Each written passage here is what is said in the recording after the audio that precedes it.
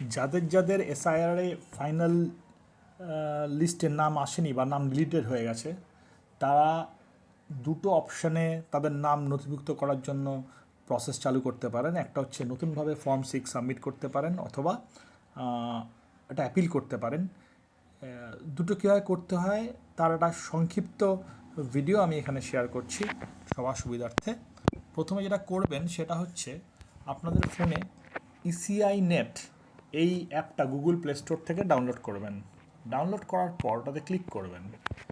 Click করার পর দেখবেন এরকম একটা পেজ খুলছে, ভোটার সার্ভিসেস আর কন্ডাক্ট ইলেকশনস। ভোটার সার্ভিসেসের দেখুন ওপরের অংশে আছে ভোটার রেজিস্ট্রেশন ফর্মস। যারা 6 নম্বর ফর্ম ফিল আপ করতে যান নতুনভাবে, তারা এই ভোটার রেজিস্ট্রেশন ফর্মসটা ক্লিক করবেন। ক্লিক করার পর দেখুন নিউ ভোটার রেজিস্ট্রেশন, এটাতে ক্লিক করবেন। ক্লিক করার পর লেট স্টার্ট বাটন আছে, এটা ক্লিক করবেন। ক্লিক করার পর আপনার যদি আগেই ভোটার আইডি থাকে, যেরকম যাদের নাম ডিলিটেড হয়ে গেছে তাদের তো আগেই ভোটার আইডি কার্ড ছিল, সেই ভোটার আইডি কার্ডটা অ্যাপ্লাই দিয়ে করতে পারেন, অথবা নতুনভাবে আবার অ্যাপ্লাই করতে চাইছেন, নতুন ভোটার কার্ড সমেত আপনি নাম নথিভুক্ত করতে চাইছেন, সেটাও আপনি করতে পারেন। তো যে কোনো একটা চুজ করবেন। চুজ করার পর ধরুন আমি চুজ করলাম yes I am applying for the first time, প্রথমবার আমি অ্যাপ্লাই করছি, এরকম অ্যাপ্লাই করে নেক্সট করলেন। নেক্সট করার পর আপনার state Paschimbanga, West Bengal select করলেন। তারপর ডিস্ট্রিক্ট ধরা যাক দক্ষিণ চব্বিশ পরগনা সিলেক্ট করলেন। তারপর অ্যাসেম্বলি ধরা যাক মহেশতলা সিলেক্ট করলেন। এবার এটা দেখতে হবে যে নিউ ইলেক্টর নাকি ইলেক্টর ইন ইরোল বিফোর এসআইআর 2026 আগে তার নাম ছিল নাকি নতুন। তো আপনি বলতে চাইছেন আপনার নাম ছিল, তো নিলে এবার আপনি ওটা সিলেক্ট করলেন। এবার আপনি আপনার ভোটার আইডি কার্ড এডি নাম্বারটা দিলেন, আপনার ডেট অফ বার্থ দিলেন, এবং আপনার ডেট অফ বার্থের প্রুফ ক্লিক করে দেখবেন যে এই প্রুফ দিতে পারেন। একটা হচ্ছে birth certificate issued by competent local body, municipal authorities, register of births and deaths, বা আধার কার্ড বা প্যান কার্ড বা ড্রাইভিং লাইসেন্স বা ক্লাস 11-12-এর সার্টিফিকেট চলবে, ইন্ডিয়ান পাসপোর্ট চলবে। এগুলো দিয়ে আপনি আপনার ডেট অফ বার্থে প্রুফ দিতে পারেন, এবং সেই ডেট অফ বার্থে প্রুফটা সিলেক্ট করার পর যেটা সিলেক্ট করলেন সেটাকেই এখানে ক্লিক টু আপলোড।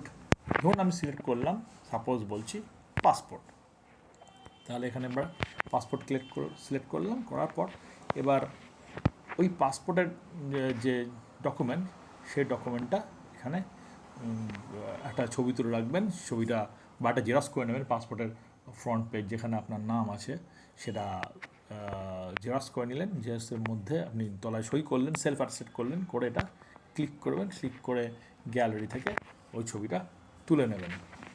তুলে নেওয়ার পর আপনি নেক্সট করবেন। করে আপনার আরও ডকুমেন্ট চাইবে, অর্থাৎ এটা আপনার হয়ে গেল ডেট অফ বার্থ। এবার যেটা চাইবে সেটা হচ্ছে আপনার রেসিডেন্সিয়াল সার্টিফিকেট বা রেসিডেন্সের জন্য কোনো প্রমাণ। সেক্ষেত্রে ইলেকট্রিসিটি বিল হতে পারে বা অন্যান্য রেসিডেন্সের যা যা প্রমাণ থাকে সেই প্রমাণ দিয়ে আপনি ওটাকে, বা প্যান কার্ড হতে পারে যেখানে রেসিডেন্সের পুরো প্রমাণ থাকে, সেটা দিয়ে সেটা আপলোড করবেন। তারপর আপনাকে চাইবে আপনার পরিবারের কারোর কোনো ভোটার আই কার্ড আছে কিনা, আপনার বাবা মা হতে পারে, তাদের ভোটার আই কার্ডের ডিটেলসটা দিতে হবে, দিয়ে সাবমিট করবেন। করলে পরে আপনার ফর্ম সাবমিটেড হবে। এটা হচ্ছে ফর্ম 6। এবার ধরুন কেউ ফর্ম 6 জন্য আবেদন করবে না, সে আবেদন করবে, অ্যাপিল করবে। সেক্ষেত্রে সাবমিট অ্যাপিল অপশানে ক্লিক করবেন। ক্লিক করার পর আপনি যে হিয়ারিংয়ে গেছিলেন সেই হিয়ারিংয়ে নোটিশ নাম্বার নিশ্চয়ই একটা এসেছিলো, যেগুলো নর্মালি EFS দিয়ে আরম্ভ হয়। সেই নোটিশ নাম্বারটা এখানে লিখবেন। আর নোটিশ যদি না থাকে আপনার কাছে, তাহলে ফর্ম নাম্বার, আপনি যে ইনফরমেশন ফর্ম বা ইএফ সাবমিট করেছিলেন তার একটা ফর্ম নাম্বার ছিল, সেই ফর্ম নাম্বারটা এখানে লিখবেন। লিখে সার্চ করবেন। করার পর দেখবেন আপনার ডিটেলস পুরো চলে আসছে। সেখানে আপনার আধার লিঙ্ক যে ফোন নাম্বার আছে সেই ফোন নাম্বারটা কাজে লাগবে। আর আপনার যেটা কাজে লাগবে সেটা হচ্ছে আপনি যে নোটিশটা পেয়েছিলেন সেই নোটিশের উপরের ছবিটা কাজে লাগবে।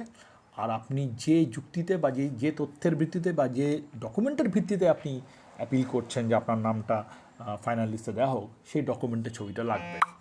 এই ছবিগুলো অর্থাৎ আপনার নোটিশের ছবি এবং যে ডকুমেন্টের ভিত্তিতে আপনি আবেদন করতে চাইছেন যে আপনাকে আপনার নামটা ফাইনাল লিস্টে রাখা হোক, সেই ডকুমেন্টের ছবি এই দুটো ছবি আপলোড করবেন, করার পর আপনাকে ওটা সাবমিট করার সাথে সাথে আপনাকে আধার নাম্বার চাইবে, আপনি আপনার আধার নাম্বার দেবেন এবং আধার নাম্বার দেওয়ার পর আপনার ওটিপি আসবে, সেই ওটিপিটা আপনি দেবেন, দেওয়ার পর ওটা সাবমিট করলে আপনার এই অ্যাপিলটা, আপনার নামটা এক্সিকিউট করার জন্য যে অ্যাপিল, সেই অ্যাপিলটা সাবমিটেড হয়ে যাবে।